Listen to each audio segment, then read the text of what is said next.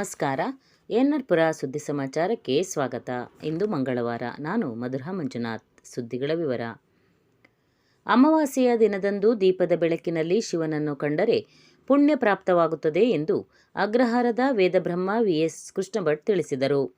ಅವರು ಭಾನುವಾರ ರಾತ್ರಿ ಅಗ್ರಹಾರದ ಉಮಾಮಹೇಶ್ವರ ದೇವಸ್ಥಾನದಲ್ಲಿ ನಡೆದ 29ನೇ ವರ್ಷದ ಲಕ್ಷ ದೀಪೋತ್ಸವಕ್ಕೆ ಚಾಲನೆ ನೀಡಿ ಮಾತನಾಡಿದರು. ಶಂಕರಾಚಾರ್ಯರು ಹೇಳಿದಂತೆ ಹೃದಯದಲ್ಲಿ ಪರಮಾತ್ಮನನ್ನು ಇಟ್ಟುಕೊಂಡು ದೇವರ ಮೂರ್ತಿಯಲ್ಲಿ ಅವನ ನಿಜ ಸ್ವರೂಪವನ್ನು ಕಾಣಬೇಕು. ವಿಶೇಷವಾಗಿ ಕಾರ್ತಿಕ ಮಾಸದ ಅಮಾವಾಸ್ಯೆಯಂದು ಶಿವನಿಗೆ ರುದ್ರಾಭಿಷೇಕ, ಪವಮಾನ ಅಭಿಷೇಕ, ಧೂಪ ದೀಪಗಳಿಂದ ಪಂಚಾಮೃತದಿಂದ ಅಭಿಷೇಕ ಮಾಡಬೇಕು ಎಂದರು. ಭಾಗ್ಯ ನಂಜುಂಡಸ್ವಾಮಿ ಪ್ರಾಸ್ತಾವಿಕವಾಗಿ ಮಾತನಾಡಿ, 29ನೇ ವರ್ಷದ ಲಕ್ಷ ದೀಪೋತ್ಸವವು ಭಕ್ತರ ನೆರವಿನೊಂದಿಗೆ ಅದ್ದೂರಿಯಾಗಿ ನಡೆಯುತ್ತಿದೆ ಎಂದರು. ದೀಪೋತ್ಸವದ ಪ್ರಯುಕ್ತ ಉಮಾಮಹೇಶ್ವರ ದೇವಸ್ಥಾನದಲ್ಲಿ ರುದ್ರಾಭಿಷೇಕ, ಪವಮಾನ ಅಭಿಷೇಕ, ಪಂಚಾಮೃತ ಅಭಿಷೇಕ, ವಿಶೇಷ ಪೂಜೆ, ಅಲಂಕಾರ ನಡೆಯಿತು. ಸಂಜೆ ಭಕ್ತರು ದೇವಾಲಯದ ಆವರಣದಲ್ಲಿ ದೀಪವನ್ನು ಬೆಳಗಿಸಿದರು. ಪ್ರಧಾನ ಅರ್ಚಕ ಪ್ರಸನ್ನ ಐತಾಳ್ ಪೂಜೆ ನೆರವೇರಿಸಿದರು.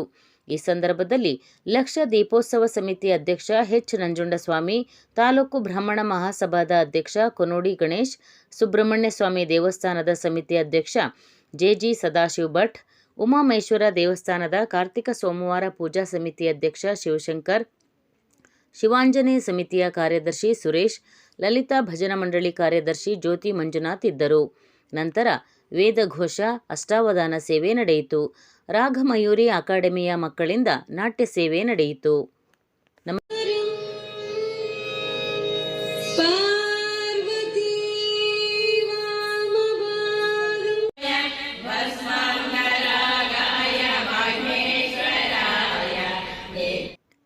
ಧರ್ಮಸ್ಥಳದ ಯೋಗ ಮತ್ತು ನೈತಿಕ ಶಿಕ್ಷಣ ಯೋಜನೆಯಡಿ ಶಾಂತಿವನ ಟ್ರಸ್ಟ್ ವತಿಯಿಂದ ಕಳೆದ 30 ವರ್ಷದಿಂದ 16 ಲಕ್ಷ ಪುಸ್ತಕಗಳನ್ನು ವಿತರಿಸಲಾಗಿದೆ ಎಂದು ಧರ್ಮಸ್ಥಳದ ಶಾಂತಿವನ ಟ್ರಸ್ಟ್ನ ಮುಖ್ಯಸ್ಥ ಶಶಿಕಾಂತ್ ಜೈನ್ ತಿಳಿಸಿದರು.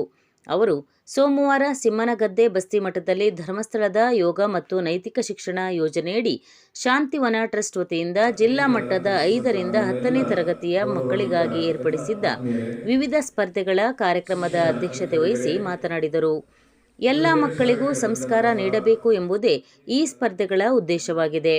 ಪ್ರಾಥಮಿಕ ಶಾಲಾ ಮಕ್ಕಳಿಗೆ ಜ್ಞಾನದರ್ಶಿನಿ ಹಾಗೂ ಪ್ರೌಢಶಾಲಾ ಮಕ್ಕಳಿಗೆ ಜ್ಞಾನ ವರ್ಷಿಣಿ ಎಂಬ ಪುಸ್ತಕಗಳನ್ನು ಮೊದಲೇ ನೀಡಿರುತ್ತೇವೆ. ಪುಸ್ತಕದಲ್ಲಿ ಇರುವ ವಿಷಯಗಳ ಬಗ್ಗೆ ಪ್ರಬಂಧ ಸ್ಪರ್ಧೆ, ಶ್ಲೋಕ ವಾಚನ ಸ್ಪರ್ಧೆ, ಚಿತ್ರಕಲೆ ಹಾಗೂ ಭಾಷಣ ಸ್ಪರ್ಧೆ ನಡೆಸಲಾಗುತ್ತದೆ. ಈಗಾಗಲೇ ಜಿಲ್ಲೆಯ ಎಲ್ಲ ತಾಲೂಕುಗಳಲ್ಲಿ ಸ್ಪರ್ಧೆ ಮುಗಿಸಿದ್ದೇವೆ ಎಂದರು. ಕ್ಷೇತ್ರ ಸಂಪನ್ಮೂಲ ಕೇಂದ್ರದ ಸಮನ್ವಯಾಧಿಕಾರಿ ಸೇವೆ ನಾಯಕ್ ಉದ್ಘಾಟಿಸಿದರು.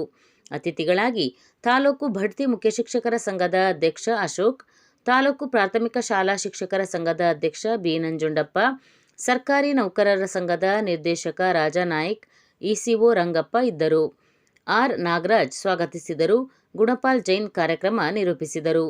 ತಿಮ್ಮೇಶಪ್ಪ ವಂದಿಸಿದರು. ಜಿಲ್ಲೆಯ 9 ತಾಲೂಕಿನ ಮಕ್ಕಳು ಸ್ಪರ್ಧೆಯಲ್ಲಿ ಭಾಗವಹಿಸಿದ್ದರು.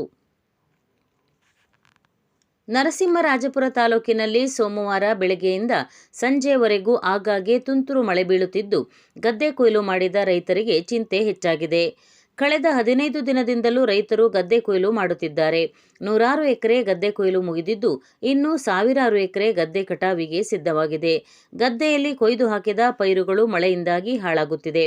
ಮಂಗಳವಾರ, ಬುಧವಾರ ಬಿಸಿಲು ಕಾಣಿಸಿದರೆ ಕೊಯ್ದ ಭತ್ತದ ಪೈರನ್ನು ಹೊರೆ ಮಾಡಿ ಕಣಕ್ಕೆ ತರಬಹುದಾಗಿದೆ. ತುಂತುರು ಮಳೆ ಮುಂದುವರಿದರೆ ಕೊಯ್ದ ಭತ್ತದ ಪೈರು ಹಾಳಾಗಿ ಭತ್ತ ಕಪ್ಪಾಗುತ್ತದೆ. ಜೊತೆಗೆ ಹುಲ್ಲು ಸಹ ಹಾಳಾಗುತ್ತದೆ.